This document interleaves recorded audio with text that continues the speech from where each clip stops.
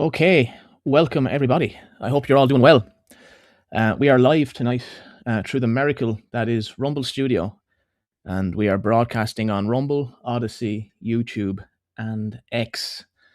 So if you're on any of those platforms, if you could give us a share and like, it really helps because it's hard to actually get when you're kind of dealing with all these different platforms. You're kind of just in a maze of links and editing descriptions and everything. So if you could just subscribe to our various social media channels, they're all linked in the description of this stream or video if you're watching it back later. And tonight's show is going to be building on the last one we did. We did a really pretty big dive on facilitation as a concept there about 2 weeks ago. And I've invited Bosco back because we're both very interested in this area and we both have kind of written stuff about it. Not all of which is necessarily available in the public domain yet, but Bosco has done a great article this week, which is going to be a good portion of this stream. We're going to be talking about a lot of the material in that, and it links to other stuff as well that I've written in as part of the Globalist Education series, which is this long-running project that I've been embroiled in for the last couple of years, basically, and which is kind of making its way towards all this stuff over through history, basically, beginning around the 17th century, and I'll draw on some of those essays tonight. So with that said, anyway, if you want to take part in the conversation, so to speak, you can chat using the chat feature basically on any of those platforms. We'll have a look at some of the conversation maybe later. I can't promise we'll read out all the comments. We have a lot of material to get through, but it's really interesting material. So with that said, I'd like to introduce Bosco. Are you there, Bosco? Hiya, Don. Thanks for having me back. Yeah, it was a pleasure.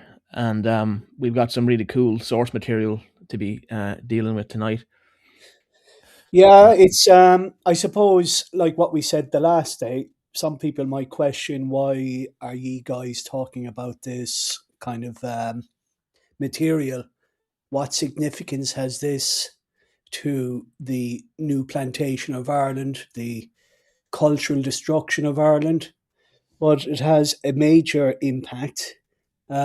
I think I read out a quote last week, so I might read out another quote this week to put it in context, and it's from a friend of, or rather, a very famous American general, George S. Patton, who said, "I've studied the enemy's mind. I know his strengths, and I know his weaknesses. I know his fears, and I know his pride.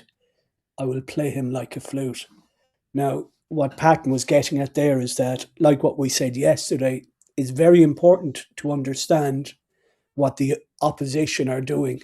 Because if you don't understand what the opposition are doing, well, then you're going to be running down kind of blind alleys. And once you unveil, so to speak, what is happening, I think it becomes actually clearer and less confusing.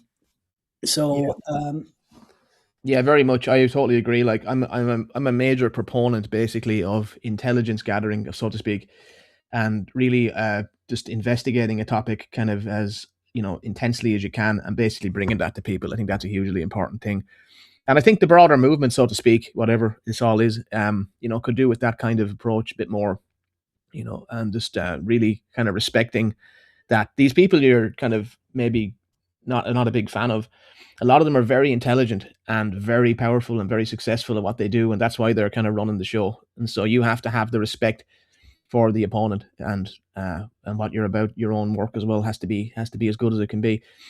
And so tonight we're basically taking facilitation forward, and we're going to look at how humanistic psychology influenced education since the emergence of the human potential movement in the 60s and everything. Well, at the very start there, you saw a still I had up that was basically from a famous documentary by Adam Curtis called "The Century of the Self." It's part 3. Towards the end, we'll play a few clips from that, which is kind of really interesting material. But that's a great documentary that covers a lot of this, some of the topics we're going to be talking about. And so yeah, the first thing, this is one of the sources, is Bosco's most recent article. It's just published there this evening. I just added it to the description, and a lot of the material will be in that. yeah, I might kind of just read out the core thesis, really, Don. Yeah. It's traces the intellectual genealogy of the pedagogical revolution. Pedagogy refers to education that transformed Western education from the 1960s onward. Now, it doesn't necessarily start in 1960. We'll explain that later on. But it argues that there's three, or ostensibly three, distinct traditions. You've got the Rogerian humanistic psychology, Freirean critical pedagogy, Yeah, and the and you're talking there about Carl Rogers specifically and Paulo Freire, That's right. the liberation theology / kind of Marxist critical theory person. But we start off there a lot. By the way, my essay is drawn upon the great work that Don did, actually. So the theological route is identified as, believe it or not, a Calvinist Puritan in origin. Do you want to introduce that there, Don? And I'll throw in my sixpence. Yeah, so I have a kind of a map of what we're going to get into tonight. So it's basically, yeah, I mean, we're going to start a little bit earlier to try and show that some of the ideas feeding into the kind of human potential movement are actually not really as Eastern as people might have assumed. And we're going to make some arguments based on some other, pretty authoritative people in this kind of area. And just to show where this kind of thing comes from, a lot of it comes from Germany and Frankfurt. And so we'll be talking about we're talking about the Frankfurt School as the political kind of emanation of this, and we'll be talking about humanistic psychology basically as the kind of therapeutic, aspect of it, and how it all kind of comes out of Frankfurt, weirdly enough, which we'll explain. And so let me show you. I guess the provenance really comes from the Reformation, and again, this isn't about kind of any sectarian attack. It's just looking at the evidence. And ultimately, from the Calvinist and Puritan inheritance that lies within this kind of structure. And that, as Don said, it's oddly enough, many people seem to defer to some kind of Eastern spirituality, but it's far more European-centric that, of course, went across the Atlantic into America. And I think if you speak of Puritans, you can't help but speak of kind of Plymouth Rock and the Mayflower. But of course, one of the principal architects, really, if you go back to even 1635, which would have been around the reign of Charles I, you had a German Lutheran pastor, and he was the founding father of a movement called Pietism. He established what is called a Collegium Pietatis, which is effectively, and this is where it becomes important. So this is going to be, again, slightly turgid, but we'll make it as accessible as we can. The Collegium Pietatis was a small accountability group or groups within the church. And these were kind of forerunners of what would later be theorized as group dynamics. So what we're really saying is kind of, the whole role of facilitation, it goes back way further. And there is a provenance, and that comes from this Calvinist tradition. And you had another... And also, this is very related to the idea of millenarianism and a related idea called millennialism. They all basically refer to 1,000-year, reign or whatever. And this is all kind of dealt with I dealt with some of this in the two essays I did that are referenced below. But basically, people in the 17th century had a very millennial or very millenarian mindset where they genuinely believed that the world was kind of ending, or that we were moving towards some kind of purification. There's two kind of ways of looking at it. You kind of write about that. There's two kind of post-millennial and there's pre-millennial. And we're kind of, the world is heading, they genuinely believe this. Cromwell had ideas like this. Oliver Cromwell believed this. He believed that the world was basically, he was very interested in what was going on with Zabbatai Zevi, the Jewish, mystic or whatever, fraud or whatever, I don't know. But basically, they were very interested in this, what was going on. And because they genuinely believed that they were the world was basically kind of moving toward this kind of final point, and that was in the midst of the 30 Years' War. And so this really fed into these different movements that kind of come, and you're talking about pietism. which kind of, I suppose that's 17th, 16th, 17th century. Yeah. So that is the kind of background of that idea and where it kind of emanates from. I suppose as well, now that you mentioned Cromwell, Don, of course, Cromwell believed in a kind of providentialism. In fact, his conquest of Ireland and some of the massacres he attributed to God's providence, that this was God speaking to Cromwell and his model army, that the conquest over the indigenous Catholic population was willed by God. And again, if you look at it in this way, what it really is saying or articulating is that humanity plays a major role in creating this Eden on earth. And we see a modern kind of, I guess, manifestation with regards to dispensationalism amongst evangelical Protestants today. But the starting point is Calvinism, where we've mentioned already that there was very instrumental and very important Protestant pastors. Do you want to take over there, Don, while I... Yeah, so basically we're talking about this religious revival, and there's kind of been different waves of religious revival within Protestantism, basically. And in your article, you mentioned several of these people, but one of them would be the Quakers would be part of this. I've got it here, actually. There's Philip Jacob Spener. The German, yeah. And as I said, he was the German Lutheran pastor. But there's also this character called August Hermann Francke. And he was born in 1663, died in 1727. Now, he was another pietist theologian and a close associate of Spener, Spener. And this gentleman, Frank, founded schools and social institutions in Halle as expressions of pietist community formation. Now, there are three key Calvinist structures that are featured in his writings. And the first is an anti-hierarchical impulse. And this is where kind of the Calvinists had this kind of suspicion of any mediating institution between the individual and ultimately, the penitent, shall we say. So that meant that no pope, no bishop, no priest, no tradition. And we would argue that this was secularized over time. It created this kind of suspicion of credentialized expertise, received tradition, and institutional authority. So, like, what we're really trying to express here is that a lot of what we're seeing today is not emergent ex nihilo. There is a provenance, and I suppose that's what we're trying to discuss here tonight. Yeah. Once you understand that, sorry, Don. Yeah, absolutely. And I just have pulled up here just a website kind of talking about the various eras of the religious revival, basically. And so the first Great Awakening, it's a people's movement. So it's kind of got this kind of populist thing. We create little populist groupings or little spiritual brotherhoods, basically.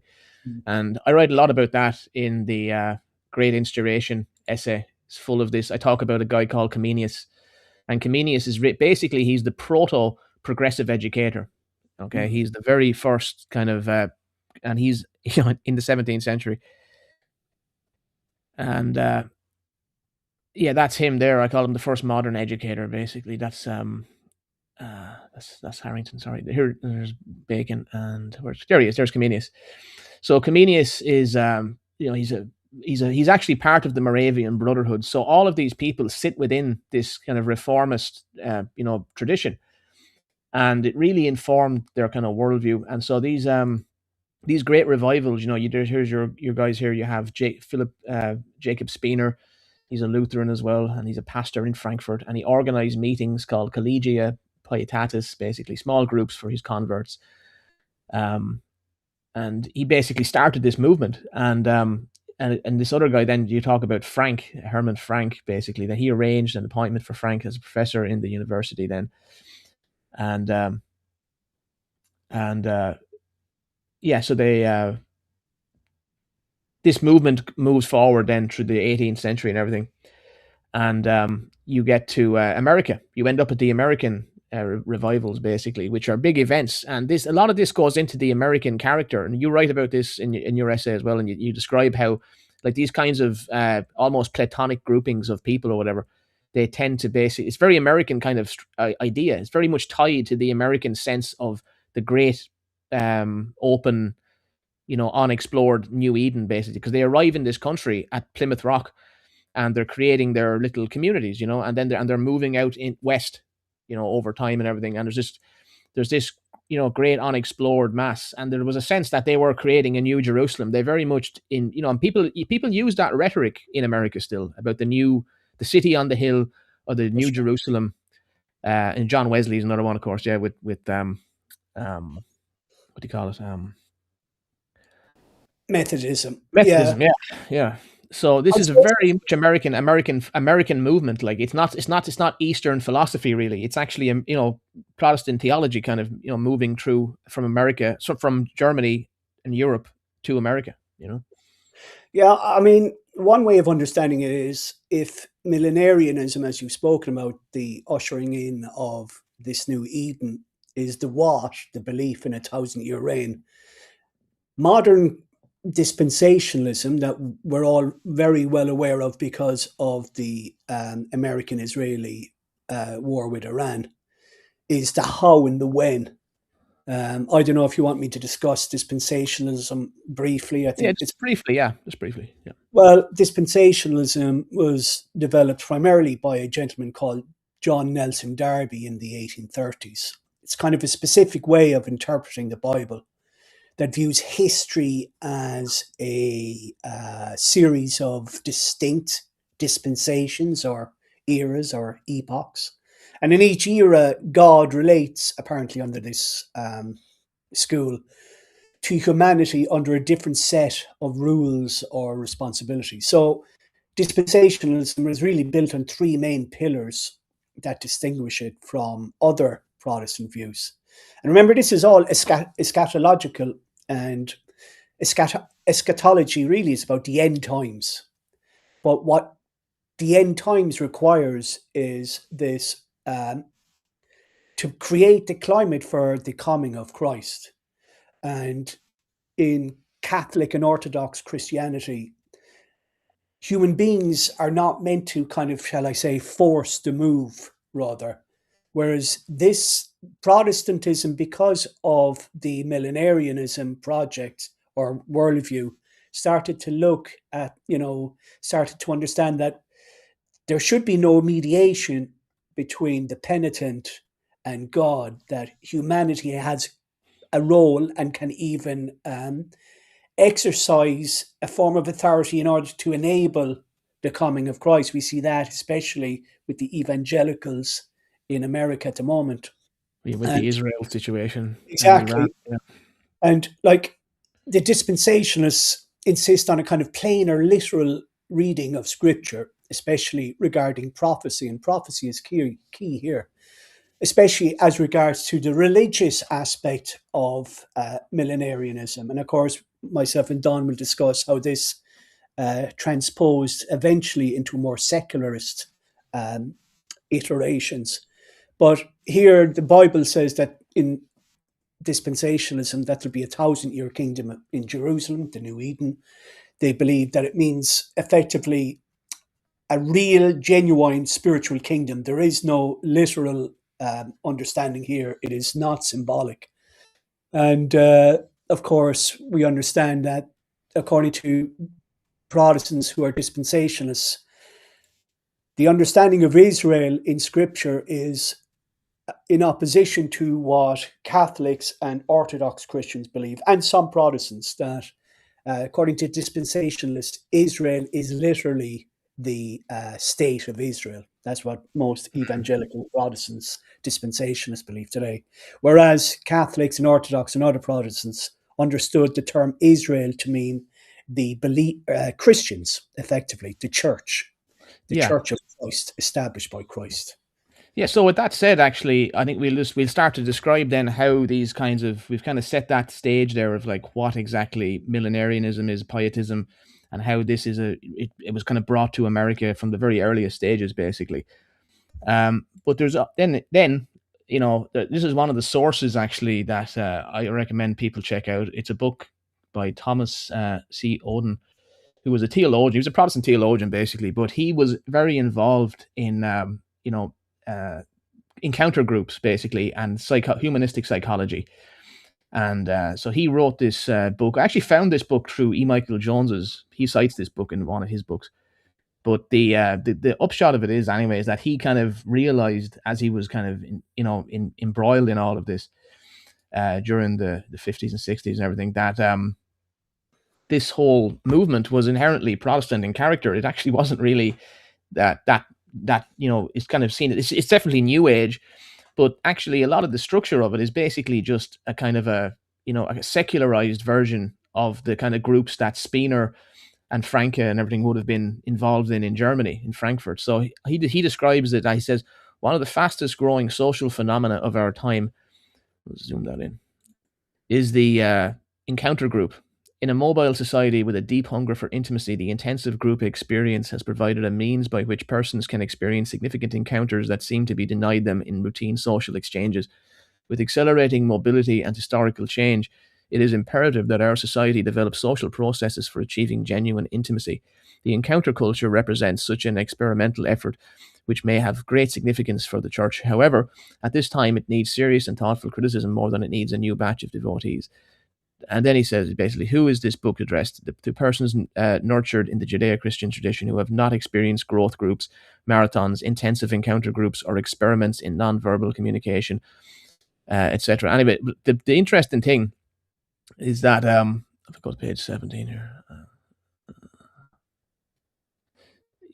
he says that this book began as an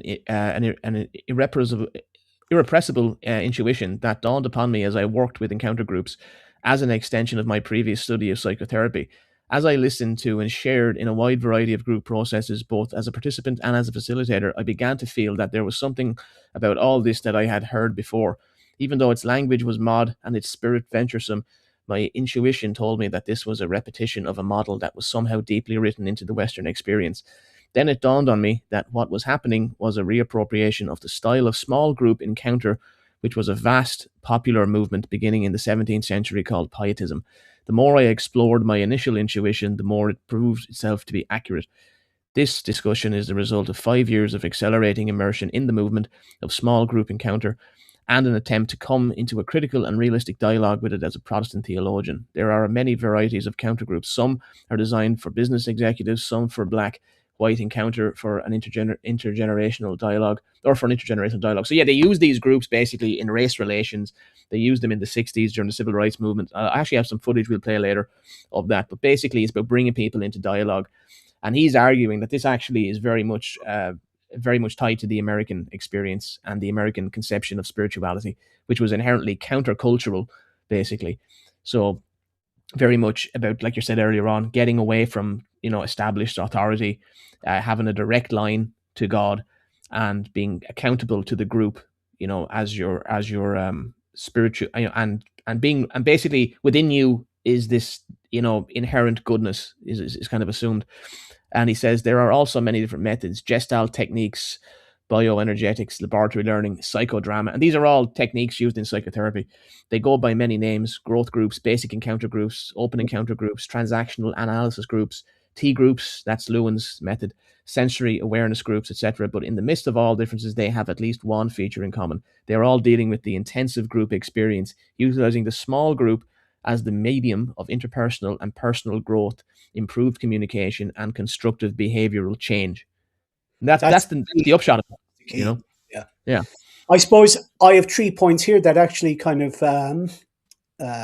underpin that. These are the 3 Calvinist structural features that I kind of mentioned earlier on. The first one is anti-hierarchical impulse, as I said, or as you said, about kind of no mediation. But the other one is perfectibilist anthropology. And this is actually quite key.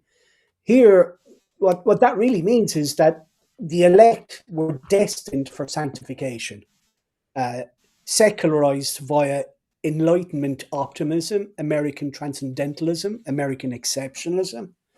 And if you look across the board now, where people talk about secularism and New Age theosophy and all these different movements, there's this impression that out with the old and in with the new, but also the case of that we're going to rid ourselves of religion. And if you look at religion, even the word itself comes from the Latin infinitive religare, which means to bind. And of course, in common parlance, most people think that a religion is owing fidelity to a higher being, a deity. But obviously, most definitions change anyway. But if you go to Spain, they'll say football is a religion there. It's effectively, seeing something as something otherworldly and owing allegiance to it. And ultimately, what we're seeing in the West now is a displacement of an old religious worldview, Christianity, with the imposition of a new one, but it is just as much religious as anything else. But its foundations are very different. Now, as you said, it touches on a kind of Protestant provenance. And that's where it's important, because what Protestantism did was that it said, as we mentioned earlier on about the anti-hierarchical impulse, that we don't need the mediator, that we can convene in groups. That's why invariably, especially in Presbyterianism as well, which is Calvinist, you had presbyters, elders, but there wasn't a neutrality. This is the major myth when it comes to a lot of Protestantism. And again, this is not some kind of sectarian rant. This is more or less to say that what we're really focusing on here is the myth of neutrality. There's no such thing as neutrality. Everybody approaches something from a worldview. So even in those kind of group dynamics, there was this almost sense that, well, we're not going to have to mediate now between an authority. But that's false, because they became the authority. Yeah, absolutely. So, yeah, and you have this whole kind of critique at the end of your essay. You basically kind of, you argued, we'll talk about it later, but you argue that basically what you're looking at here is not really liberation.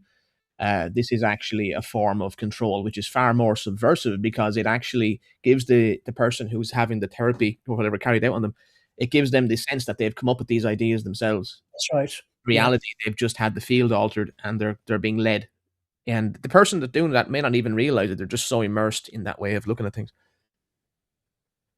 Yes, and I think I've spoken about this before. I don't believe I've mentioned in this essay, but a mentalist trick called the magician's choice.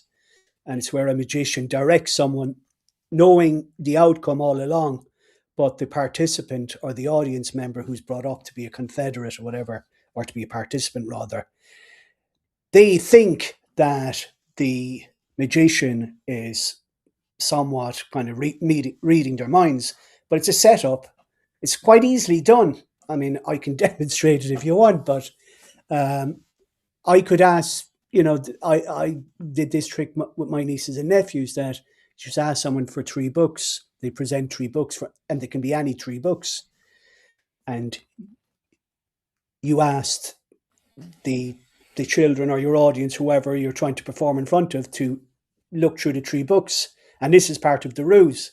So while they're looking through the books, you have a quick look at a page, 46 and the first sentence, the man, just say. And the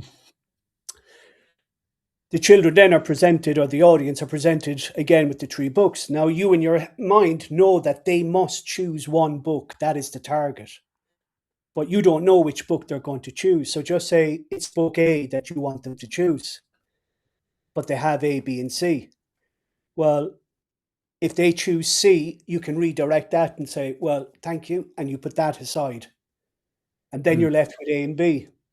And if their next choice fortuitously, if it's A, fantastic. If it's not, if it's B, you get, that's great. And you add that to C. So now you can say, well, we'll dispense with that pile and you're left with A. So you've a fait accompli all along, but the person who's picking thinks they're in charge. But you know the outcome from the start. It's a famous magician or mentalist trick called the magician's choice. And that's what is operative here. It's very important that people realize that when people present citizens' assemblies, or even when you're going into a psychotherapist, there is no neutrality. It's impossible because everything, even the posters on a wall, they're all directive. Even the questions asked, even the sensibility of the response, it's all directive.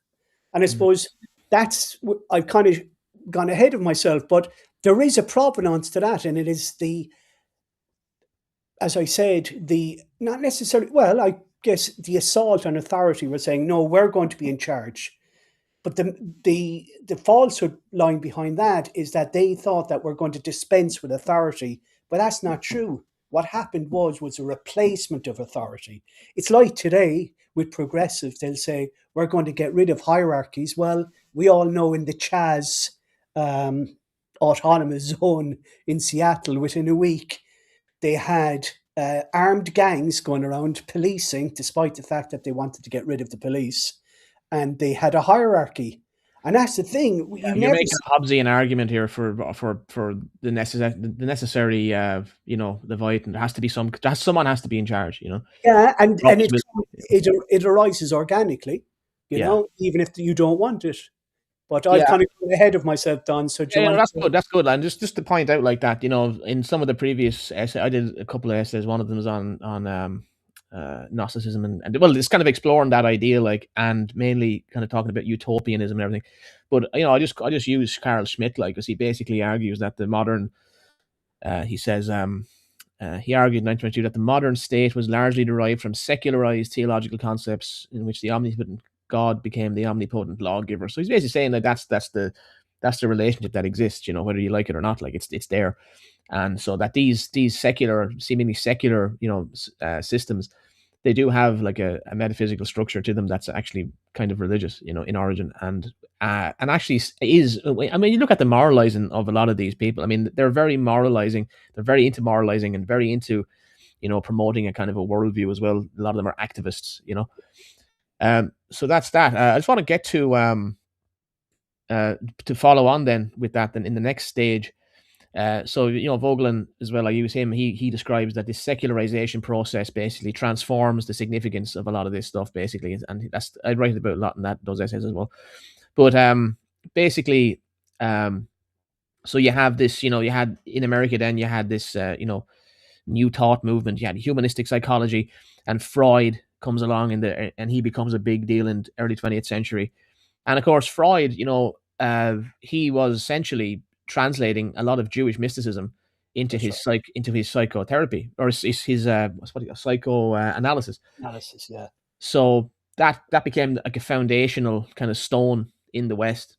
And then on top of that, then came the other guys like Wilhelm Reich, and they kind of took the opposite kind of assumption, which is that Freud is saying you have to contain the sexual urge and all this stuff, but and your emotions, but these guys like Reich and everything and the human potential movement are saying this is actually a source of power and it's a good thing. It's what we need to basically get it all out. And so this idea that your innate goodness or your innate, character is inherently good. There's an incredible naivety about this, But can I pose this question to you, Don? I mean, we've discussed this off air. I've written about it. You've written about it. And that's the role of Gnosticism, which I think is a bridge between the movements like millenarianism and the movement towards psychotherapy, psychoanalysis. Do you want to kind of talk briefly about that? I suppose maybe if I kind of briefly introduce where I'm going and see if you're in accordance. But like, my understanding is that Gnosticism was about identifying that ultimately it's like a Rousseauian concept that we are free, but everywhere we are in chains. That ultimately liberation is a myth and that we must truly liberate ourselves. And Yeah, the from within. way, exactly, and Mm. that's where the Gnostic impetus is.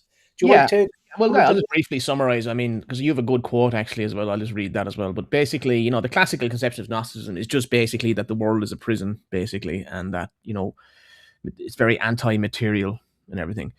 But, through the, like, Vogelin's kind of argument about that is that basically in modernity, basically we're taking it into our own kind of power to transform the world, and that basically all of these metaphysical ideas are basically now brought into temperamental reality, basically, the real world, the physical world, and we are in the temporal realm now. We're actually transforming the world, and we're using these kind of tools, like, and he kind of I explore that in those other essays, but basically the idea, basically, you kind of hit on with your essay, is that humanistic psychology is inherently Gnostic, like, and there are people who have written about that. There's a guy that wrote a book all about, for example, Carl Jung, Mm. and he's very critical of Jung, and he says basically he's a total, like, charlatan. We're not going to get into Jung tonight. I don't care to get into it, but the you said the idea, what's Gnostic about the human potential or the humanistic psychology stuff, is that the authentic self is imprisoned by conditions of worth, cultural conditioning, religious formation, and parental authority. Mm. Liberation consists in making contact with the organismic valuing process beneath these distortions, and this liberation is facilitated by initiates who have themselves undergone the transformative encounter. The initiative, the therapist, the facilitator, the transformative intellectual is the Gnostic hierophant in secular dress. And that's basically, it summarizes the kind of the argument that you're basically making here, like what we're making basically, which is that a lot of this idea of, you having within you, there's a secret power, and you always knew the truth all along. You just had to be guided and by an initiated, intellectual, facilitator, therapist, etc. That is inherently kind of a Gnostic idea, basically. Yeah, and I suppose just to define that word hierophant, it means a person who brings religious congregants into the presence of the holy, acting as an interpreter of sacred mysteries, arcane principles, or traditions. So this is where the Gnostic aspect comes in, because Gnosticism says that knowledge is hidden and only certain people can access it. Well, that's what the psychotherapist is. That's what the facilitator is, because they're trying to draw out of the group dynamic what is the truth. But again, it pretends to be neutral, but it's not, because they're introducing their own. They have their own ideological worldview or lens by which everything is interpreted, and that is probably one of the most dangerous aspects of what we're seeing across multiple fields today. So, Yeah, and so it's yeah, and this hit American society in a big way, basically, because it chimes with, like, America's historical kind of, spiritual kind of pattern, with these the different Protestant denominations and everything, and this kind of form of, like, close encounter on the frontier or whatever.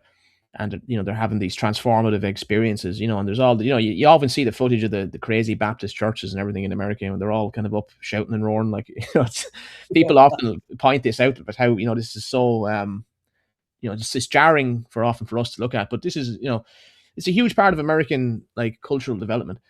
And in the essay I did actually about the Great Instauration, which is all linked below in the description, but I actually mentioned that, like, one of the writers I drew on for that was Frances Yates, like, and she wrote about Rosicrucianism, mm, and this was like an earlier movement in the 17th century, basically. But the she basically argues that the kind of what all of that kind of what was going on at that period, was that there was a huge, emanation of Jewish and pagan Gnosticism, basically, like, and that's what it kind of that came into those different movements in a big way. And so a lot of these Christian, like, theologians and everything, they're all into Kabbalah. A lot of them, mm, it's very common to be into Kabbalah. And so that kind of has all kind of penetrated into the kind of nucleus, I think, of a lot of the, it's transferred through time, I think, to some extent anyway. But basically, we're talking about Frankfurt as being like a site where a lot of this stuff kind of emanated from. So, everyone knows about the Frankfurt School, and about Herbert Marcuse and Adorno and Horkheimer and everything. And like also coming out, and of course, all these German Frankfurt was a very, it was a very important place in these, with Spiener and all these guys as well. They were all basically based there. So it's kind of funny that Frankfurt became this place, but spawned all that another century or two later. But basically, yeah, and Kurt Lewin, of course, was involved, and he was involved in the Frankfurt School early on. He was influenced by them, and you say Lewin's personal commitment to social democracy and his involvement in the American Jewish Congress's Commission on Community Interrelations ensured that the change being aimed at had a specific directional content: the dissolution of ethnic particularism, the construction of universalistic democratic community, the reduction of prejudice through enforced intergroup contact. So all these techniques, the group encounter, were used to basically promote multiculturalism in America and social transformation. Yeah, yeah. So exactly. that yeah, and you can see, like, he's a Jewish intellectual that came to America or whatever. But like these guys, like they all kind of fit into this spiritual movement. Like, so it's Christian, it's Jewish, it's got a bit of there's something for everyone. And the thing with we talked about Lewin in the last stream, actually. But just to briefly kind of hit on him again. I'll share this. Well, his principal kind of concept was field theory. Yeah. So we discussed the field theory, basically. So this is his famous kind of idea, basically, that behavior is a function, basically, of both the person and the environment, and you can adjust the environment and everything. And he came up with this hugely important person in the field of group dynamics. So we're talking about these intensive group experiences.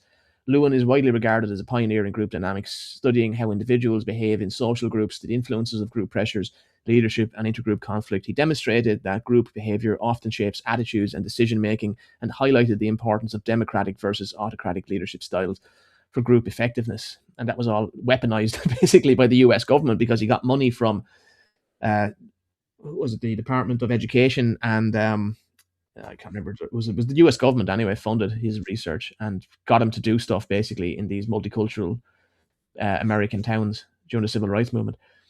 And another major concept was the T group, the training group. Yeah. And that's his version of the encounter group, basically. Exactly. And what makes it kind of interesting for our purposes here is that the T group effectively was a form of, what would you call it, unstructured experiential learning, where the participants learn about themselves, human relations, group dynamics through their interactions with one another. But Lewin would have argued that there is no preset curriculum, that the group processes itself, and they are the subject matter that is to be discussed. But again, that presupposes that there is no neutrality here. But if you scrutinize deeper, everything, even the setup of the group, the environment itself, lends itself to manipulation. So do dynamics within the group, whose voices seem to be more cogent, the language used, the language retained. For example, if someone comes up with an idea and suddenly there's this belief that, oh yeah, we'll go with that certain concept. So it's not a neutral space. And that I think we're trying to get over to people that, like the Irish government today, or in the last couple of weeks, have been trying to kind of, manipulate the Irish public into believing that, listen, there's nothing wrong with the facilitation groups or those acting as facilitators. They're just there to act as a medium between the citizens and the subject matter. But that's false. And that's what we're trying to get over. Yeah, and when, like, the likes of Lewin, he came up with this thing, action research. So when he gets you into an environment like this, basically, he had this famous phrase. He said, it was something like, I'm paraphrasing, but he said basically, in order to understand something, you have to change it, something like that. And that's basically, he's conducting action research. So he goes into a situation, a social dynamic situation, and basically just starts altering things and recording what happens, and that's how he learns, basically. So they're studying you as well. And his three-step change model, we discussed this last time, but basically, to recap, You basically bring a person into a kind of a cultural island or an intensive group experience. Basically, it's like a cultural island, because what you do is you break the person out of their regular life, bring them into a nice ballroom with some nice tables, and change the environment, and you unfreeze them by doing that. You prepare the individuals or organizations for change, basically, by getting them out of their common flow of life. Then you change, you implement the new behaviors or processes, and you foster the adaptation, and then you refreeze, you stabilize the changes into long-term practice. Now, I would argue that this is kind of what we're undergoing as a society all the time. We're basically constantly being manipulated by social transformation, specialists who are trying to manipulate our values, whether it's LGBT, multiculturalism, anti-racism, all these different impositions. They're all basically coming from elites who are basically using all kinds of situations to foster change. I make an argument that that's what a lot of the really in your face, like propaganda, that's always attacking white people or whatever. I think a lot of that is deliberate in order to elicit a reaction and to drive that change. But regardless, Lewin is hugely important, and he basically then he laid down a lot of these ideas, and then they were taken up by his followers and the group dynamics, and they created NTL. We talked about it last week, but NTL in Bethel, Maine, and they began then working for the Carnegie Foundation and the Office of Naval Research. I think it was, yeah, that's what it was. And all this stuff was picked up into management culture, and it became totally normal, basically, to bring people into all the people in the corporation into a room and start using these techniques in order to foster some kind of collaborative environment or to alter their values when they were changing the workplace or whatever. And so it's used and it was brought into education. And we're going to move on now to the person most kind of associated with bringing it into education is a guy called Carl Rogers. And Rogers he's got an interesting background we're going to have to talk a little bit about, but he's an American, and there's his bio here. Actually, there's a picture of him. And he's a leading American psychologist, best known for developing client-centered therapy and advancing humanistic psychology, emphasizing personal growth, self-actualization, which is Maslow's concept of the hierarchy I'll show you in a second, and the empathetic understanding. So do you want to talk a little bit about Rogers, Bosco? Yeah, I mean, very interesting character. He originally trained at what is called Union Theological Seminary, and he was a devout Christian for a while, then left. And he developed 3 core conditions to develop a therapeutic relationship. He got very interested in psychotherapy. Person-centered, he's the father of person-centered psychotherapy. And his own life is quite strange. Do as I say, kind of, what's that phrase? Do as I say, not as I do. Yeah, because if you read his story, I won't get into it. It's a kind of, but it is entertaining. It's not really necessary for today. But he became very, very highly influential in America, and of course, by extension, in Europe eventually. But he was really building upon the Puritan pastoral tradition that we mentioned earlier on. That's why when we mentioned about Calvinism and millenarianism, that it did play a role in the provenance of a lot what we're going to discuss here, because effectively, remember, the mindset here is the new Eden, and from Eden includes liberation, and that can include the liberation of the mind from all these supposed imprisoning agents of socialization, shall we say. And Rogers had this kind of therapeutic approach, holding that the therapist should not direct, interpret, or advise, but should just create a relational climate of 3 core conditions sufficient for the client's natural growth tendency. And these 3 conditions were unconditional positive regard. Now, that means effectively acceptance of the client without conditions, right?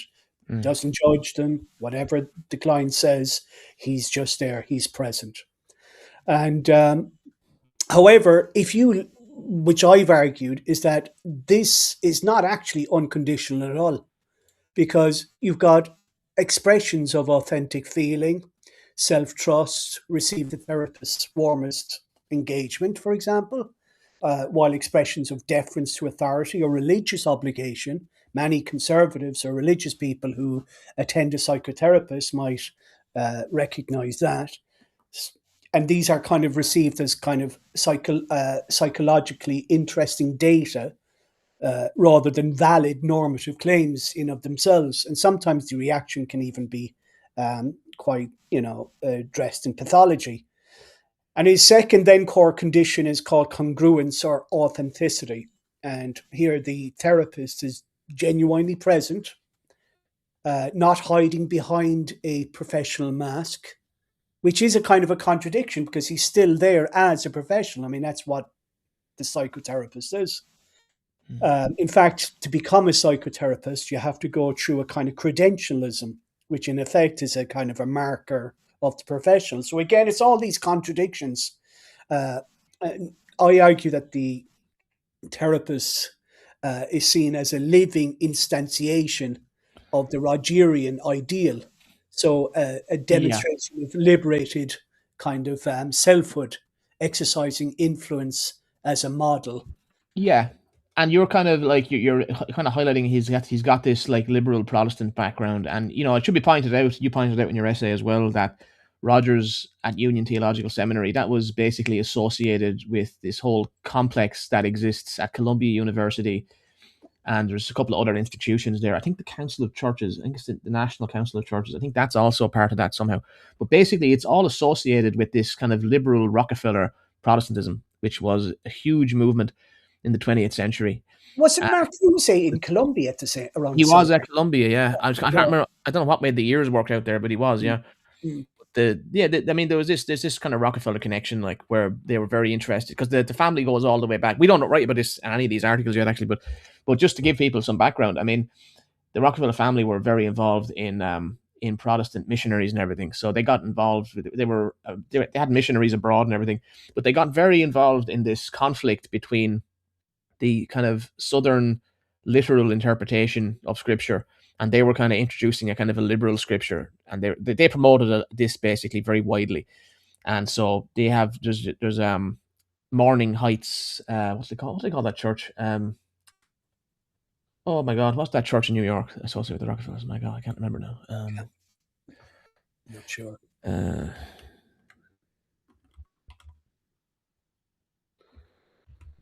You've got me on that one, Don. Yeah, no, there is. Yeah, it's really annoying because I actually have an article kind of half drafted from years ago where I was going to talk about some of this, but I didn't put it out yet. But haven't thought about it in so long.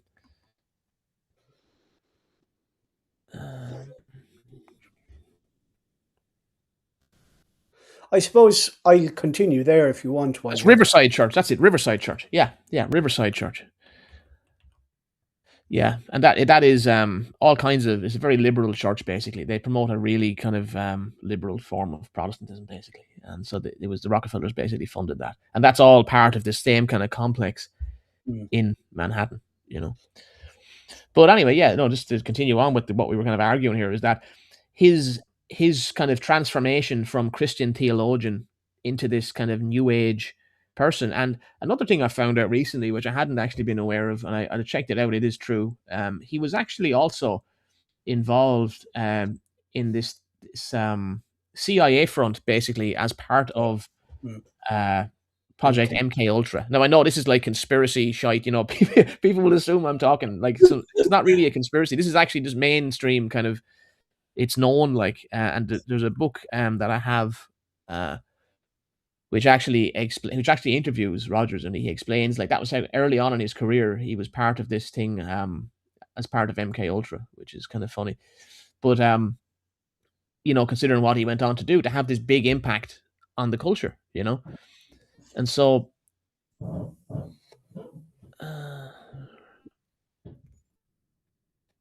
yeah, I can't find that book, but basically, yeah, he was. It was this thing. John Marks wrote this book. It was called, I can't remember the name of it, but it was all about this program. And Carl Rogers was part of that early on.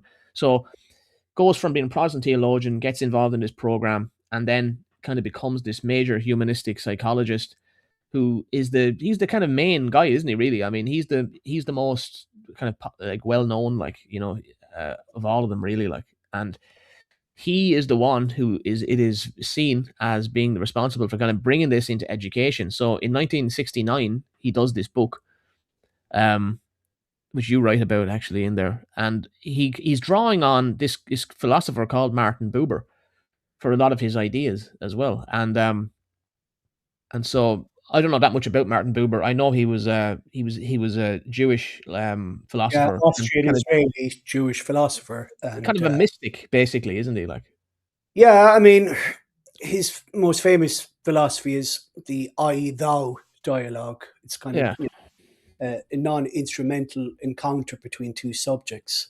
Again, it's kind of, I suppose, it mimics kind of the psychotherapist and the patient kind of relationship, but it's his I-thou dialogue is rooted in Hasidic Judaism's intensive small group spiritual practice. And this kind of provided Rogers with the philosophical vocabulary for his therapeutic relationship kind of paradigm. And I think what's key as well here, Don, is the role of kind of subjectivity with regards to Rogers and the client. They didn't call them kind of, he didn't call them a patient, but a client. And he would, of course, engage with, not necessarily engage, but Rogers would kind of listen, actively track, and effectively reflect the child's felt experience. And of course, we all know what this kind of experientialism that is very ubiquitous today. And effectively, what is important to note here is that this involves a kind of selective amplification. What is amplified, a movement towards the authentic self contract or contact rather. But this presupposes that there's a register that is the most real and authoritative dimension of the person. So that's presuppositional insofar as that he hasn't established that fact, but he assumes it. And he is waiting for the patient to elicit a confluence with regards to Rogers' underlying philosophy of what counts as kind of, I suppose, the authentic person. And that's what I'm saying about the magician's choice, is that, again, the impression here created is that you're in an environment, and of course we can look to Lewin and understand the field or the environment plays an active role as well. But the client or the patient is being led all the time, thinking themselves to be completely in a neutral environment, that there's no direction. And even Rogers himself would have said that it's a non-directive process, but it can't be. And I know I'm kind of repeating myself here, but it's actually very important. But Maslow as well was very important with regards to this process, Don. Do you want to comment briefly on Maslow? yeah. Well, yeah. The thing that Rogers is kind of working off of is I'll just show you here. It's Maslow's hierarchy. Basically, every person who's ever gone to do any kind of degree basically has probably seen this famous or is it Maslow's hierarchy of needs? Yeah, this famous diagram, and it's very simple. It's just Maslow was a humanistic psychologist as well. He's associated with Esalen for a while, basically. But the self-actualization thing is basically you start off with the material level, basically, and then as more of these needs are met, the physiological needs he calls them, then you get safety and all the social, family, community, and everything. And then you need these higher things like, which is all self-esteem, confidence, and everything. And then you're peaking basically at self-actualization, which is that you're just totally fulfilled. And the great kind of thing, or no, I'd call it a myth basically, but the great myth I would say of Maslow's hierarchy is that there's some perfect state of satisfaction that can be achieved. I don't think we are ever going to be perfectly satisfied. I think it's actually kind of dangerous to tell people you can be. And I think a lot of the problems in the modern world like come from people just like depression culture, you know. Now I'm not minimizing depression as Yes. an awful experience, but Mm. what I'm saying is that there's a tendency to clinicalize every kind of feeling as if there's some mechanism in your brain that is just making you feel a certain way. And if I could just stop this mechanism, I'd feel great. And Mm. I'm supposed to feel happy at all times. That's my right. In reality, I don't think you do have a right to feel happy all the time. You know what I mean? Like Well, yes. I don't think that's real life, you know. Well, And yeah, I you know, mean, that's why think a all lot of, think of the you know, awful experiences you can have that can be um a source of something beyond yourself kind of thing, you yeah, know. it's a great source of learning. Many people learn an awful lot through kind of suffering. Yeah. And maybe that's probably really, or probably one of the major shortfalls present today. I mean, you've got people going uh, to be euthanized, shall I say, because they can't cope with it.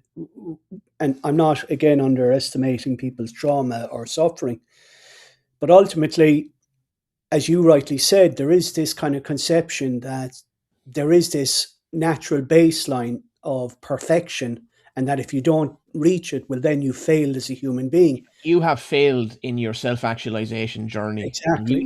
you need to go engage in therapy, and you need to have Carl Rogers or Maslow or whoever it is basically sit there and draw this out of you, help you to draw, because it's all within you, you know.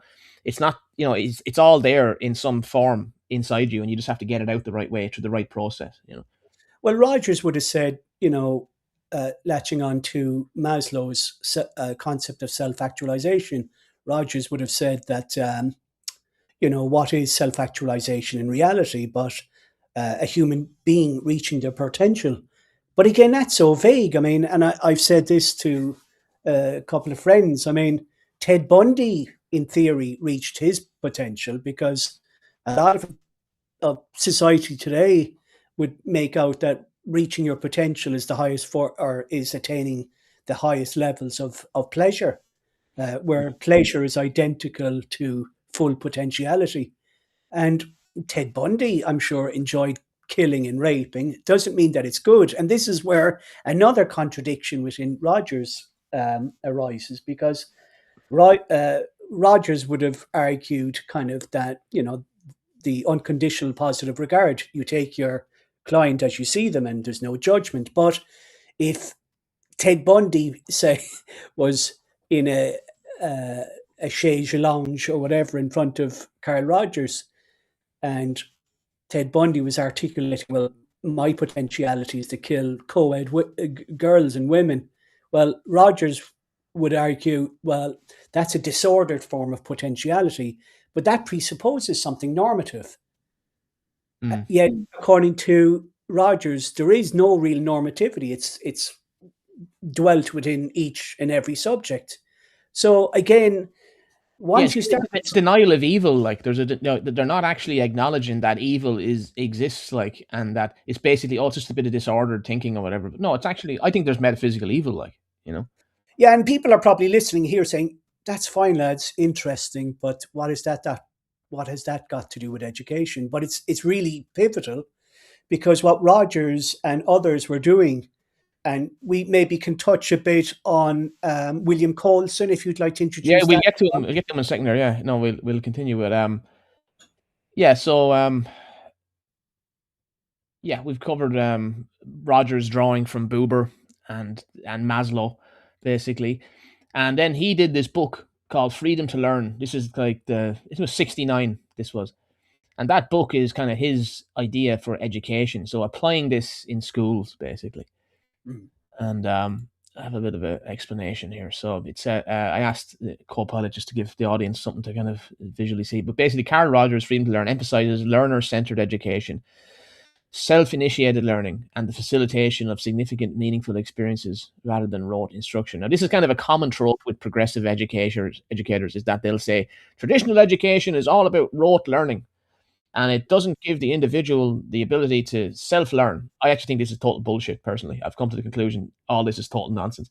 That I actually think that people need to be made to learn things by rote sometimes. I think that's actually I think I would have benefited a lot more from an education like that, like a very precise and demanding education. Which, because I think modern education, I think the standard of people coming out of, like, you see the people coming out with degrees these days, and it's a total joke, um, really, and they're let loose in areas like psychotherapy to absolutely wreck people's lives Well, they often. don't even scrutinise their own. I mean, I do think it's important to scrutinise one's own profession at times. But I mean, you mentioned there about Rogers talking about kind of some. What was the phrase you used with regards to meaningful? What was it again?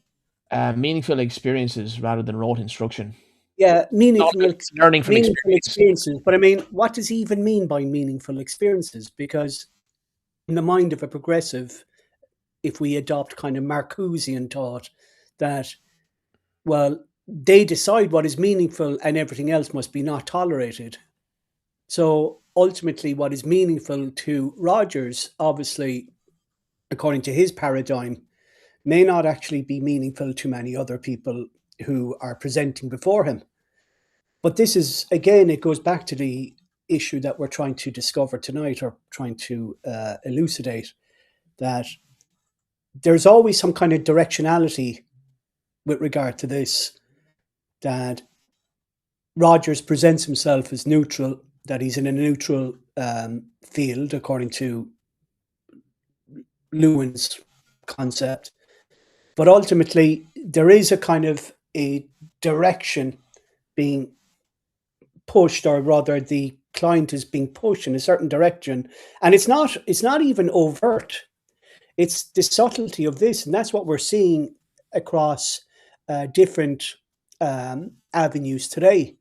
And this can really be instrumental when it comes to the classroom. And I think that's where, effectively, I think personally that the Coulson story is interesting. And I don't Yeah, know. and so yeah, he like this. We're basically saying that the teacher is now becoming a facilitator in the Rogerian kind of model, and and this field, excuse me, called not the throat, called humanistic education, basically is born out of Rogers, and this whole movement basically moves from psychology and the kind of therapy. It moves into society. It moves into the boardroom. It moves into education. And this idea of self-actualization becomes central to education, basically. And so Maslow and Rogers then basically, they actually came to question a lot of this in the end. And there's a quote that you put in that quote from Maslow, I think, in the article, but he basically says, like, in the update to one of his books, that he actually doesn't recommend it for Decision. children. Yeah, because children can't self-actualize. Maslow said that toward the end of his life. He said, I don't think it's right to do that, because because it's a child. It's not an adult. A child doesn't have the same kind of reasoning capacities as an adult. Life And so, experience. Yeah. and when you think about it, how common it is now for children to be facilitated in all kinds of, like, there's all kinds of ways that children are interfaced with, by the state, for example. And it's like, oh, we're doing surveys, we're doing this, that, and the other. But the child doesn't have the kind of reason of an adult, doesn't have the ability to really, take part meaningfully in those kinds of processes often. So Well, that's an interesting point, because I brought up as well about the neurological evidence that has emerged with regards to the criminal system in Scotland. And people might be asking, what on earth has that got to do with what you're talking about? But in Scotland, they have decided to defer to neurological research, and they've discovered that, which is fairly well known for a while, that people under the age of 25, well, they have a higher dopaminergic kind of signaling, more impulsivity. And of course, in Scotland, the judge or the advocate, or not too 100% sure of the different legal system in Scotland, it's slightly different to England and Wales, but they can refer to to guidelines, sentencing guidelines, which can be admitted with regards to children, or to defendants under the age of 25, because the argument is that the brain is still developing up to the mid and late 20s. So how can a defendant be held fully cognizant, or fully responsible for actions when their own physiology has interfered with their choices. It Yeah, does. and you can It does see how this exacerbate their. feeds into like the trans stuff as well. I mean, you think of a child, Well, exactly, being exactly. directed or facilitated. They probably use the term facilitation. Facilitated to basically express their gender identity. I mean, I think this is the key to actually understanding that phenomenon, like, which is that these parents, our family, whatever social structures, are basically uh, in an under recognized way, that isn't as obviously apparent to them because they're so caught up in it, like, and they don't have kind of the ability to see themselves, that they're actually imposing this on their children, like, and basically a lot of and you see this with a lot of these parents, like they actually are, it's like Munchausen syndrome. Is that the term? That where you basically, the parent is imprinting on the child, Munchausen by proxy, I think they by call it. proxy. Yeah, yeah, Yeah. yeah. So I think that's a lot of what's going on with that. It's a social contagion. And basically, if the child is actually crying out for structure, basically, and I think this is a lot of the problem with young men in schools as well. I think they're not given enough structure. There should be a much more male centered type of education for young men. And I think that when you see the success of women in education, I'm not saying it's a bad thing, but I'm saying that what this actually means is that education is inherently has become a feminine environment. And so these young men who would be, would perform much differently in a different environment, basically, are kind of falling through the cracks, because of that. Yeah, and it's the same in kind of family law, because you've got this concept now, the voice of the child, Yeah. the interest of the child. And effectively, if there is a family law issue, the courts will look to the voice of the child, but mediated through a social worker, a psychologist, or some other NGO.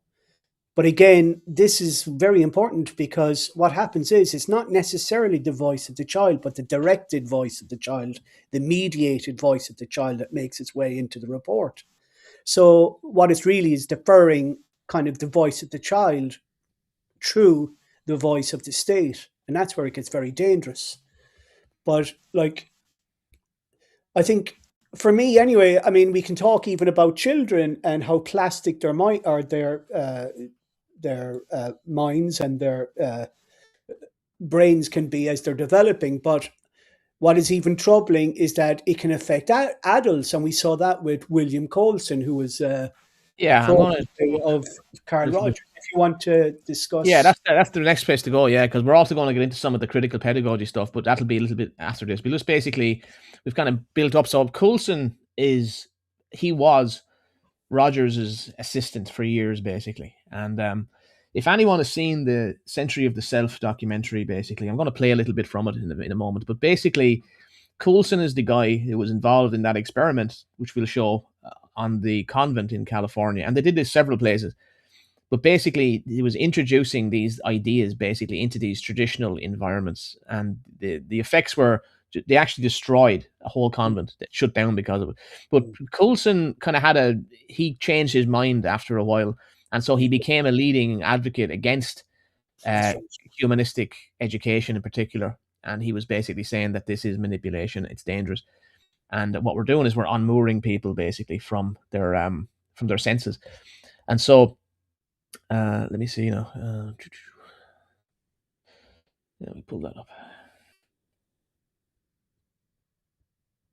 Coulson had famously kind of apologized actually after the event, stating that he and his cohort had destroyed the convent by treating religious devotion as a psychological inhibition to be overcome. And we see this regularly actually in kind of psychotherapeutic or psychological circles, where any dissent is pathologized. And that's, I mean, there's a secular version of that, where if you're arguing against the regime, certainly you're pathologized as some kind of caricature, Yeah, and you see that, yeah, we'll talk about that at the end, actually, but that is actually, you have a good quote on that, actually, I want to read. But basically, Coulson, basically, then, he brought into humanistic psychology, basically, into the religious orders and all, famously. And, he regretted this. And so he became an outcast, basically, to these people, And really interesting guy. But yeah, I'll show. Actually, I wonder can I pull that up now? Let's actually play that footage. That'd be really cool.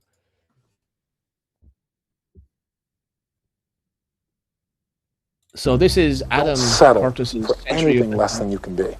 Make your life a masterpiece. This is a series about how Sigmund Freud's ideas about the unconscious mind have been used by those in power to control the masses in an age of democracy. Last week's episode... So I highly recommend, I'm not going to play this all, but obviously I'm going to find the bit I want. But basically, this is a great series, classic documentary series. Everyone probably has seen this. But a lot of the people we're discussing, including Maslow, including Coulson, they all appear in this documentary. It's part 3 of The Century of the Self. There's a guard in my I don't remember, but it's part 3 of The Century of the Self anyway. And we'll go and I'm going to show a few little touch points here. So Adam Curtis is pretty good, actually. His documentaries are very good. So here's the famous scene, actually, as well. On here is the liberation of feeling. In other words, feelings, not just memories, that have been suppressed. For example, screaming, crying, anger. You get a person who's really angry, and they're going to let it out. No! No! I could kill you! I'm an old man. Listen, I can't get all the strength into this that young people would get if they had those feelings. That wasn't bad. In the 1950s, a small group of renegade psychoanalysts began a new form of therapy. They worked in small rooms in New York City and encouraged their patients to express their feelings openly. I want help. I do. I want help. Okay, so we're not going to play all that, but you can see like that is just this great footage to see them in action, you know, these guys. And they talk about the New Left as well. So the New Left is like the political emanation of the Frankfurt School, which is the political machine that we're kind of talking about, with a lot of this change in the West has been driven by the New Left. So great tilt-away steering wheel, symbolic. A twin saint, the mistress. Something intimate is going on. But in the early 60s, a new generation emerged who attacked this. They accused American business. This is the boomers, everyone. This is the boomers. Of using psychological techniques to manipulate people's feelings and turn them into ideal consumers. Advertising was manipulation. It was a way to get you to do something that didn't come out of you. It came out of somebody else. Somebody else said, this year you should be wearing powder pink shirts with matching powder pink buck shoes. And I said, why? That's not who I am. That's who somebody else is. They wanted you to be somebody who would buy their stuff. This whole feeling of being somebody else's tool. I don't want to be that. I don't want to be somebody else's man. I want to be me. In the mid-60s, a protest movement began on America's campuses. One of the students' main targets was corporate America. They accused the corporations of brainwashing the American public. The corporations, man. You guys got to stop the corporations, man. And then they all went to work in the bank. But basically, this is where Mark Hughes comes in, because he's at Columbia and he is the intellectual of the New Left. He's the kind of formative intellectual. And it just I'll briefly play this. It just talks a little bit about him and one-dimensional man. I'll just play this bit. Consumerism was not just a way of making money. It had become the means of keeping the masses docile, while allowing the government to pursue a violent and illegal war in Vietnam. The student's mentor was a famous radical philosopher called Herbert Marcuse. Marcuse had studied psychoanalysis and was a fierce critic of the Freudians. They had, he said, helped to create a world in which people were reduced to expressing their feelings and identities through mass-produced objects. It resulted in what he called one-dimensional man, conformist and repressed. The psychoanalysts had become the corrupt agents of those who ruled America. Okay. Oh, actually, I wanted to hear him talk. It was one of the most striking phenomena to see to what extent the ruling power structure could manipulate, manage, and control not only the consciousness. Yeah, he also, of course, worked for the government as well. He worked for who was it again? What department was the OSS? Was it? I think it was, because he was helping them analyze German society, basically, I believe. So yeah, that's what's ironic about Marcuse. Again, it's kind of this double standard. I mean, it's like Chomsky today, who spent his entire career attacking right-leaning media corporations, but certainly the hegemony of these media corporations slightly changed, and he's certainly silent. Likewise with Marcuse. I mean, Marcuse there talks about kind of, manipulating people, but sure, he did exactly the same himself. Yeah, absolutely. Yeah. And then the other side of this, then, that's the political vehicle of the New Left, which was transformative to Western society, built in Frankfurt, brought to America. And then there was this human potential movement. And this is a bit where they talk about Esalen. So people think Esalen is like, oh, it was all just a big joke or whatever. But no, they were doing real kind of science there. They were researching how to basically manage these kinds of group dynamics and how it could solve social problems. So let's briefly show that as well. Techniques based on Reich's ideas. Their aim was to invent ways that would allow individuals to free themselves from the controls implanted in their minds by society. Their centre was a tiny old motel on the remote coast of California.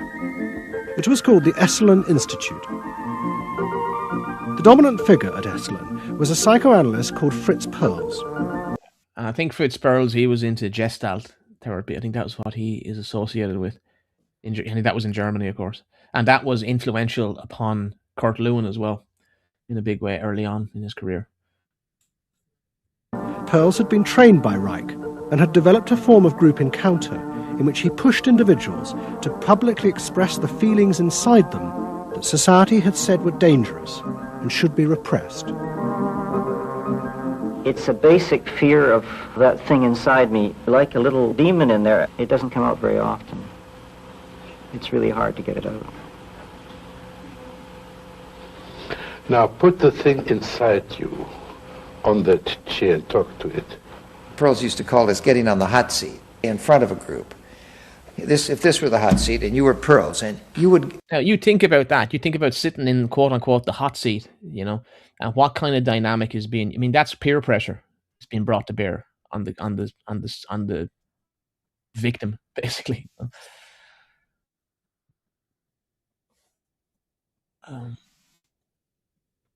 And of course, Gestalt was founded by a guy called Max Wertheimer, a Czech-born psychologist, Jewish as well. Yeah. He was born in Prague, studied law before turning to psychology. But the main principle in Gestalt, if people are just wondering, it's about kind of, they look at the whole is greater, or the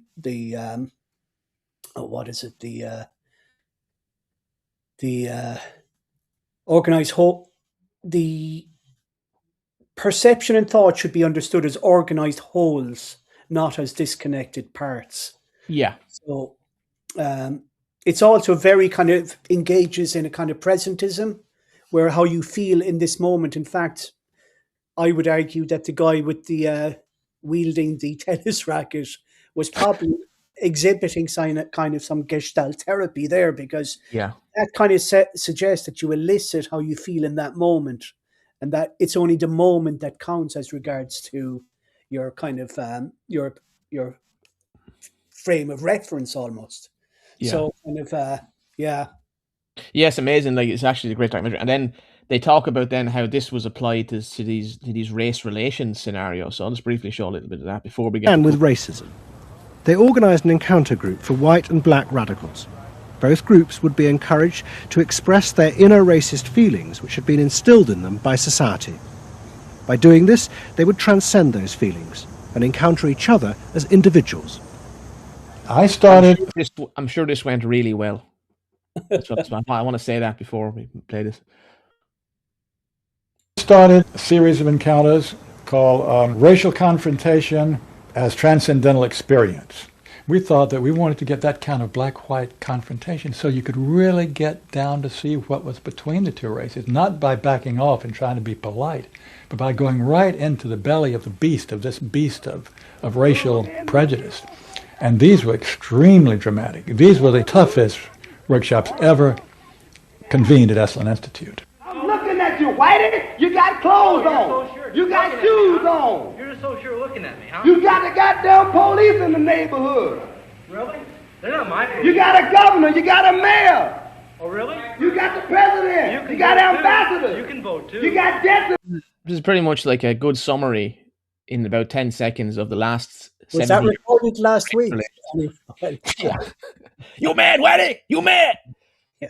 You know, it's actually shocking. Like, he's getting totally... Like, you see the white guy just doesn't know what to do. Like, he doesn't know. He's totally... It's like he's trying to reason. You see what is... Again, it goes back... Like, what many of these progressives articulate is not necessarily what's happening. That's what I've noticed.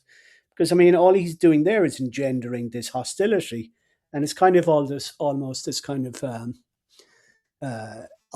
observational kind of entertainment going on.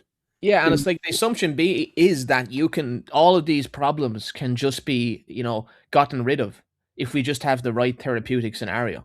If you just bring people in, get it off their chest, we're going to come together as one, and you can see this psychology exists a lot with people, I think, of that age as well, because they didn't have that much experience with diversity, for example, so they think like, oh, this we can work all this out, like, but they haven't really lived in a really diverse area yet. They haven't really experienced real multiculturalism, etc. So what they're constructing as well is kind of that they're saying, oh, they leave these kind of group meetings and they'll say, oh, now you have a refined, authentic voice, and suddenly they're channeled into activism that is completely controlled, and that's where you get the...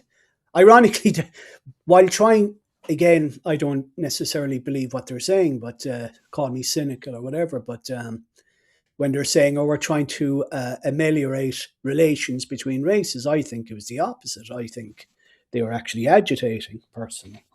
Yeah. Because that's where the evidence leads. I mean, I might be wrong, but ultimately that's where have you ever seen America so fractured? Oh, yeah. I mean, yeah, but we could do a whole. I've got a whole race relations essay that'll be coming out very soon when we get through this kind of work. And again, that's where the education system comes in as well, Don, because a lot of this is kind of structurally parallel, adjacent to the education system, about kind of encounter, about kind of conscientization, as we're going to get onto fairly shortly. Yeah, and so this brings us to Coulson, because that's the reason we kind of pulled up this documentary. But I thought it'd be cool to show people like the different characters that are in this documentary, because you see it in action. But your reason for being here is different from my reason. So the human potential movement turned to another social group who they believed would benefit from personal transformation. Nuns. And this time they were more successful. The Convent of the Immaculate Heart in Los Angeles was one of the largest seminaries in America. A group of radical psychotherapists approached the convent. They wanted to try out their techniques for personal liberation on individuals whose identities were defined by a series of external rules which they had deeply internalized. The convent, anxious to appear modern, agreed to the experiment. And so while this is all going on, it's not just here. This stuff is going on in educational institutions basically all over America. And pretty soon it was happening in Europe and Ireland as well, even, So this is very significant, like, to look at this as an example of like how this kind of thing can go. And we did weekend encounter workshops for several hundred Immaculate Heart nuns. Nuns who were reserved, and they tended to be... Now, that is Dr. William Coulson, who we're referring to, basically. So he led the encounter group, and he became very displeased with what was going on pretty quickly after this. Be more reserved than other normal people were told. Don't be so reserved. Let it all out. You're a good person. You can afford to be who you really are. You don't need to play the role of a nun. You don't need to keep downcast eyes. And prudence is an oversold virtue. you're trying to assert yourself, trying to find out who you are, who you're becoming. At the same time, you're trying to live a life of dedication, of service, and you're trying to make all these things fit into who you are, and you're just, it's such a turmoil. Okay, folks, we have actually a problem. I've just checked the YouTube. That has actually caused the stream to get kicked. I think we're live everywhere else. Are we on X?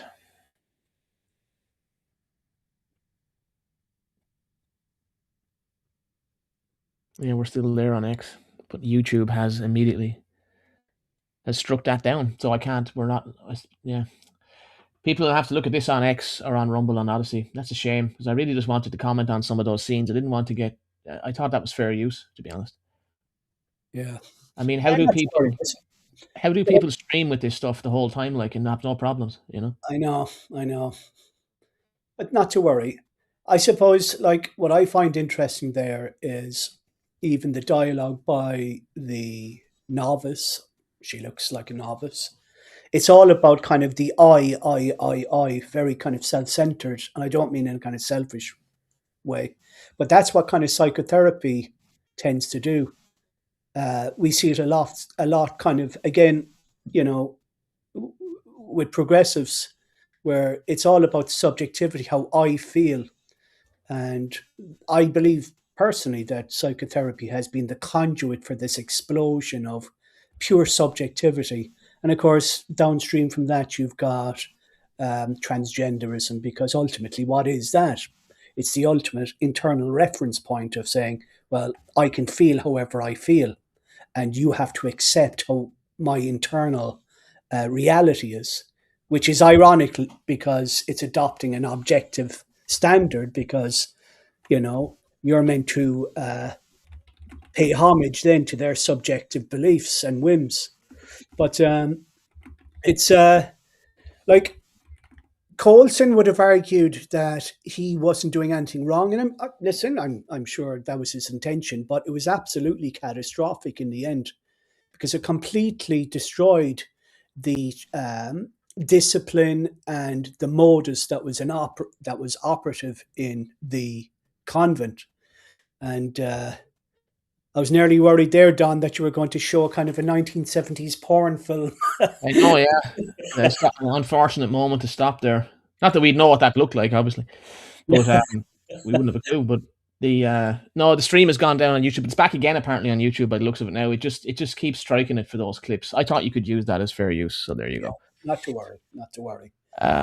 But anyway, yeah, that's basically what he wanted to show anyway, so no one saw it. But anyway, basically, yeah, that was Coulson was interviewed there in that Adam Curtis documentary, Century of the Self, Part 3, and he describes the situation with the nuns, and it got basically it broke apart the whole institution. It caused complete chaos, and the whole thing fell apart and collapsed. So you could look at that as a metaphor for Western civilization itself, really, because we're all being put through that way of thinking through the system at this point, where it's just all about finding yourself and doing what you want, what feels good, but that brings us then on to the other area we wanted to quickly touch on here was the critical pedagogy, because your essay, which you just published today, which is linked below, deals with critical pedagogy as another kind of similar kind of structure. Now, it's not critical pedagogy isn't directly a part of this train of development at all, but it actually has its own origin. There is a confluence there, as you said. Yeah. So basically, we're talking with Paulo Freire. A lot of people who are into the education issue will be aware of him. He's become quite well known by certain critics as like a Marxist critical pedagogy kind of originator in Brazil. And he was a Marxist. That's absolutely true. And he basically developed a whole pedagogy for people in poor areas, or in very disadvantaged, deprived areas in the favelas and all in Brazil. And his whole kind of system was kind of it had liberation theology. You say it had Hegelian Marxism basically, and then existentialist phenomenology as well as liberation theology kind of as the kind of basis of it. And his famous book is The Pedagogy of the Oppressed. That's the big kind famous book that everyone, and people still cite that all the time. It's a huge like thing. But the thing was, he wasn't that particularly popular like for a long time, and he was kind of promoted then by this guy Henry Giroux, who was the is he the proper creator of critical pedagogy, like as a discipline in America? Yeah, he kind of applied kind of critical theory onto Freire's work. But I find Freire quite an interesting character. I mean, he kind of developed this kind of method of adult literacy amongst kind of Brazilian peasants that combined literacy with political consciousness raising. And how he did that was, just say you had peasants working on some kind of banana plantation, whatever, and or farm, whatever, and you had the peasants living in a kind of fairly ramshackled kind of favela-like housing, and then you would have the landlord or the farmer living in more opulent kind of surroundings, and Freire would impose himself into the lives of the peasants who were working, and he would develop this system where he would actually illustrate by through illustration, and he'd show just say a picture of the landlord or the farmer drinking his cool lemonade on the veranda, and then he'd have a counter illustration of a peasant, and they would be toiling in the heat, perspiration, drinking dirty water. And he would then use this as a means of trying to elicit from the peasants their own political conscientiousness through literacy. So, for example, he might use the Portuguese word for salary, which is salário. And he would say, he would use that then as a kind of generative theme, whereby he would explore with the peasants, why do the peasants think they're working for far less than than the landlord is accumulating, and why are their surroundings more deprived than that of the landlord or the farmer. But through that, then, with the word salario, he would break it into kind of syllables. So you'd have salario, and then he'd apply those syllables to other words, like, for example, sa in salario, he'd go sacramento. So that's how he introduced literacy, or salario, the last syllable, or and so it's all tied to a political liberation project. Exactly. So you're effectively kind of really indoctrinating through a vulnerability of literacy, but he would call it conscientious raising. Yeah, conscientious raising. Yeah, exactly. And that's the thing that you see a lot of these modern pedagogy people, like, they're very into Freire. We'll return to him again in this series, like, no doubt. But basically, his kind of work, he kind of wasn't that popular, like, because a lot of his work isn't that academic, really. Like, it's very much like activist, kind of related to, social work almost, or whatever. Just working in these areas, like trying to help people and liberate them in a Marxian kind of sense. And then the next thing then is that he gets picked up by that's his book, The Pedagogy of the Oppressed. The Pedagogy of the Oppressed, 1968. That's the big influential book, basically. And then this all gets funneled into America in a big way when Henry Giroux gets hold of it. And he's like this New York, I think he's from New York, wasn't he? American and Canadian scholar. One of the founding theorists of critical pedagogy then. And he takes up then, basically, he creates a journal and everything, I think. And he basically begins building this whole structure in America, basically. And although Giroux wasn't a particularly respected academic or anything, he didn't get any like big positions, but he did create this movement, basically. And then where is his well, he leaned heavily on Antonio Gramsci in the Yeah, so yeah, that's the other thing. Yeah, he brings in Gramsci as well, basically. So Giroux, then you're arguing he's basically bringing Gramsci's theory of hegemony. Basically, he's looking at the world that way, and he's saying, well, we need to counteract the hegemony of the current establishment, basically through critical pedagogy. And just for any listeners who might be kind of wondering what hegemony in this context is, or any context, it's really kind of the dominant culture. So cultural hegemony really are the dominant cultural aspects within a present day culture. So Gramsci would have attacked most of the pillars of Western civilization, the traditional family, the church, class dynamics, capitalism, all those different pillars. And the similarities are remarkable here, because the educator is a facilitator as well. He's basically facilitating the transformation of the student in a very political and profound way. He's trying to transform the political situation. Whereas with psychotherapy and with the humanistic psychology, it's a lot about transforming the individual as an individual. But this is more about a political act, in a deliberate political act. So yeah, and then you say, so what distinguishes? So you're talking about, you've a quote in your essay on Rogerian therapy, Lewinian T group, Lewinian, it's in Kurt Lewin T group, and Paulo Freirean critical education, and you say what distinguishes them both from both overt instruction and genuine open inquiry is a specific technology of influence that might be called directed facilitation, the structuring of a social and emotional environment such that participants move toward predetermined conclusions while experiencing that movement as self-generated. The facilitator does not assert, she elicits. She does not transmit, she reflects. She does not argue toward a conclusion, she creates the conditions under which the conclusion becomes for the participant experientially inevitable. And then you continue on, you say, the initial question, what Freire called the generative theme, what Rogers called the presenting problem, what Lewin called the field, does not arrive ex nihilo. It is framed, selected, and introduced by someone who has already determined, however unconsciously, that certain answers are more adequate than others. And that again goes back to the demonstration I said or gave earlier about the magician's choice.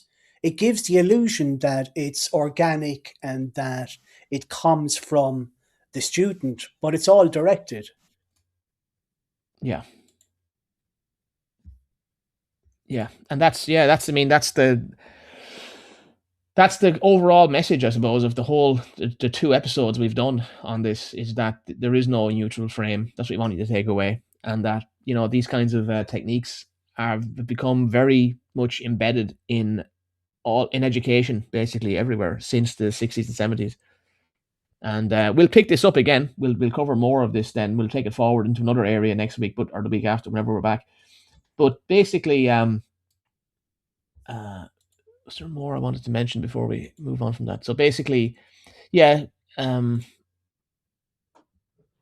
is the 2 themes. Yeah, that's basically what I wanted to cover. I'll quickly finish off. You've in your essay, basically, then you I recommend people go read this. So it's this essay here. I'll put this in the chat here for people.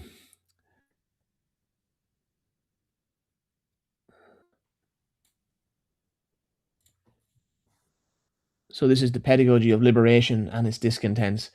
And that covers a lot of the territory we've covered tonight, basically. That essay was basically, Bosco wrote that to kind of lay out what we were going to get into. And it goes from the early 17th century, basically, with the religious aspect of this and how that was transformed through secularization, basically, as it moved across from Europe into America. And it became a very big part of the American consciousness, basically.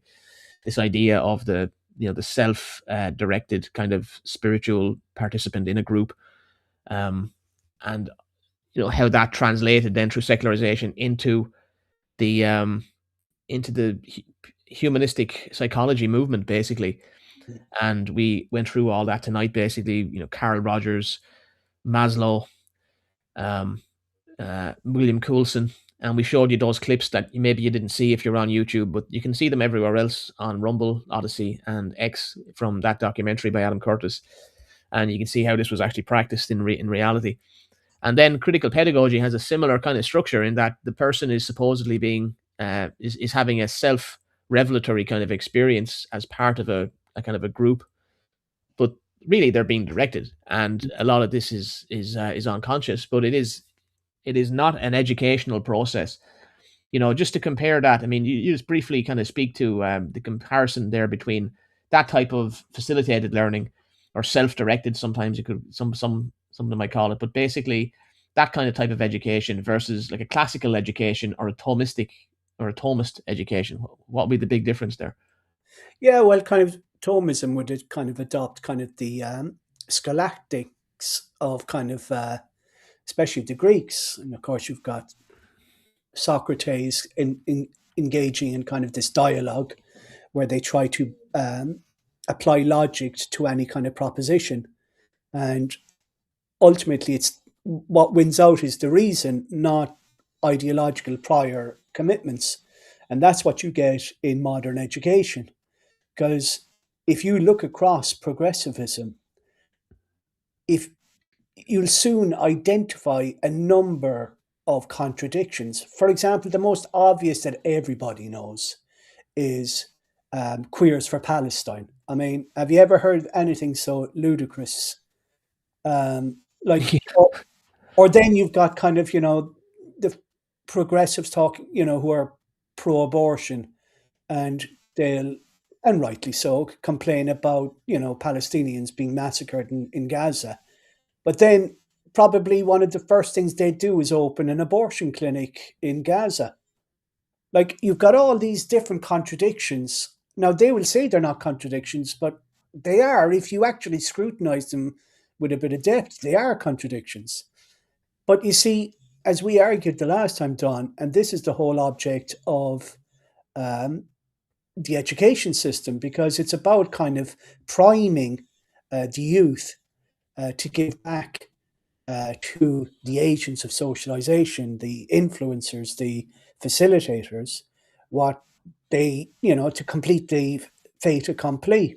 And in fact, they expect from you, basically. That's right. And there's this movement as well, and I'm putting it out there now, that there's this movement that wants to reduce the voting age to 16. Now, we all know that children by nature are far more impulsive, as we've discussed with regards to the Scottish guidelines, sentencing guidelines, and the neuroscience research.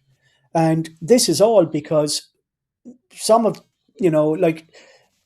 who doesn't, like Lisa Littman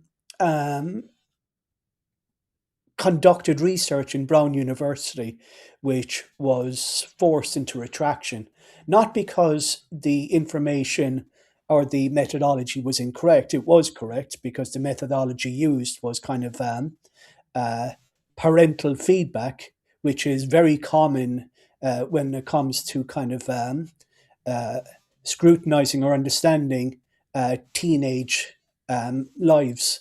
A lot of the feedback comes from parents in other areas as well.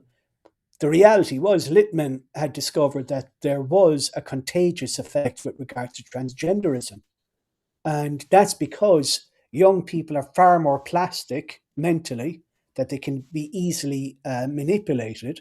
And because children have this higher need for peer conformity and for acceptance.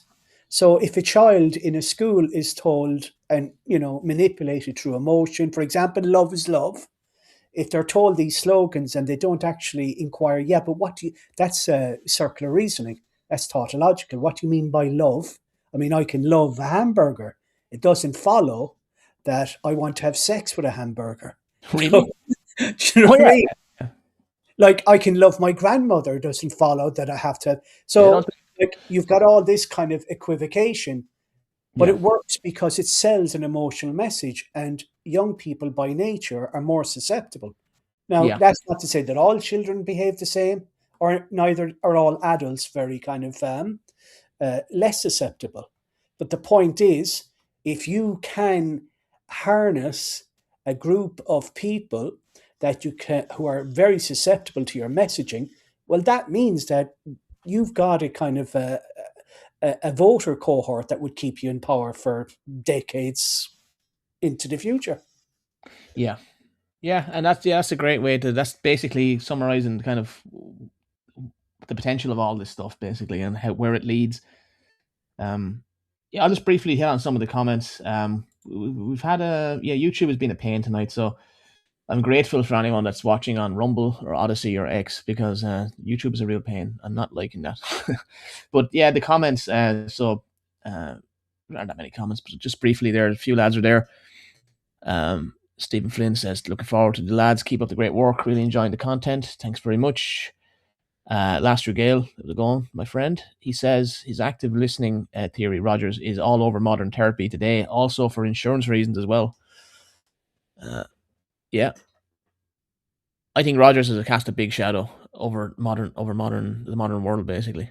Yeah. And Flooded Cut says, I'm really enjoying this series. Top class research. Thank you very much.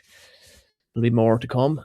And Lastro Gale says, hope you don't mind this, but this is excellent stuff. Well done, fellas. I think it maps on very well to a stream I want to do on parasocial relationships and attachment theory. Yeah, I mean, you sent that article the other day, actually, that other week. I don't know much about that, so I'd be interested to see what you have to say about that, actually. And then Bowles, I think, is it Bowles who did a lot of research on attachment theory? I don't know. I can't remember. I don't know much about it, but yeah. And then the stream went down, so everyone's saying, "What happened to the stream?" Yeah, so that was Adam Curtis basically there at home. Yeah, sorry, go on. And yeah, so we'll try and get everyone onto Rumble or Odyssey or X, ideally. Yeah, and that's basically it. Craig McShamus says Tavistock conditioning. Yeah, we just see Tavistock is another angle on this, actually, because we didn't bring that up, but Tavistock was doing very similar stuff to NTL. So you can look at NTL is Kurt Lewin's thing that got created basically after he died, actually, because he died kind of young. But his followers created NTL. And then in London, you had Tavistock kind of doing the equivalent thing in Britain, basically. And they were looking at organizational, dynamics and group dynamics. And they probably took it further in some respects. They were nearly more extreme, apparently. You see there's a lot of conspiracy content as well about Tavistock. People take it into different areas. And they go maybe too far, I think. I'm not sure, but I'm not an expert on it by any means, but I do think people rely on this guy called John Coleman a lot for the Tavistock stuff. Yeah. And if you check out his book about Tavistock, you can get it online, it's available as a PDF or whatever, or on archive, but there's no sources really in his books. He did another one, the famous conspiracy book called The Committee of 300, and it's not a single footnote in the book, and it's kind of it blends a lot of there's interesting things in there, and if you search for those independent facts, you can verify a lot of it. But the trouble with Coleman's work is that he then puts in different stuff where you can't really verify it, so you don't know if he's just kind of full of it or if he's a genuine kind of whistleblower, But there is a good bit of literature available on Tavistock, and they definitely have done a lot of work on groups, and I mean, yeah, they had that Tavistock clinic as well. Isn't that related to that, the gender stuff? Yeah, and I would argue that there's so many streams feeding into kind of one river. There is a kind of confluence of all these kind of, as we said earlier on, kind of almost Gnostic kind of movements where there's a kind of a Gnostic priesthood who are trying to draw out this kind of occluded knowledge. But what it's really doing is trying to preserve this kind of or create this population that is going to be exceptionally susceptible to kind of being primed effectively. It's kind of a precursor in many respects. Yeah, and I mean, this was used in advertising and marketing. So if you watch Adam Curtis's documentary, I mean, it's all about how people are manipulated by advertising. The whole series, he talks about Bernays and Freud and all the rest of it, beginning with all that, and how that was brought into advertising. And then with the 60s and the counterculture, it moves into this kind of set, like making marketing more individual lifestyle marketing. Like, so it's all about you actualizing yourself through your products that you buy.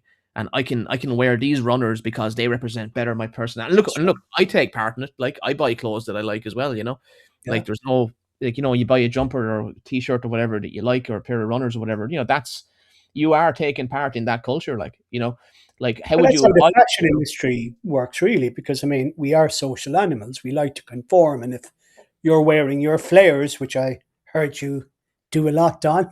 Yeah, and nothing else. Usually, I usually go topless with the flares, like, make a point because I'm special. Like, if they're not fashionable, well, then people have a yearning to conform. That's why you'll get these kind of different groups, kind of like the Goths and whatever. But the irony with Goths and all these other groups is they're just conforming within their own group.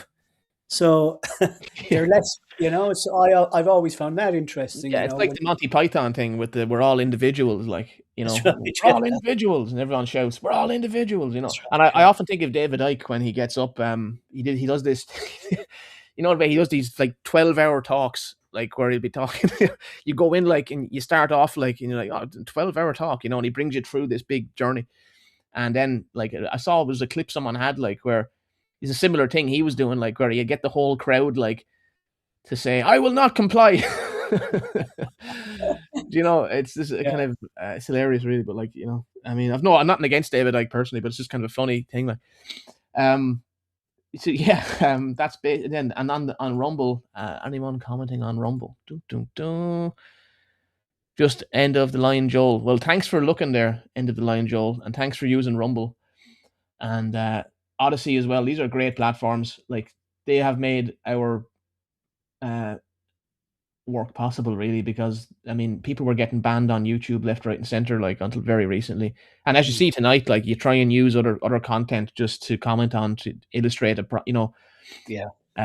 It's terrible. Like, it's a terrible infringement, like, on sharing ideas. Like, basically, we're not trying to steal the content. Like, we're directing you to it. Like, it's the same that with music and all. Like, I mean, if people, the music industry is banning the copyright anyone sharing, even playing a certain chord sequence on YouTube often, and all it does is it basically prevents the music getting discovered by people. I think Fender are trying to sue boutique guitar makers for making kind of Stratocasters. So it's getting very unbelievable. Like, a technology invented in the 1950s, like, these guys are trying to hoard.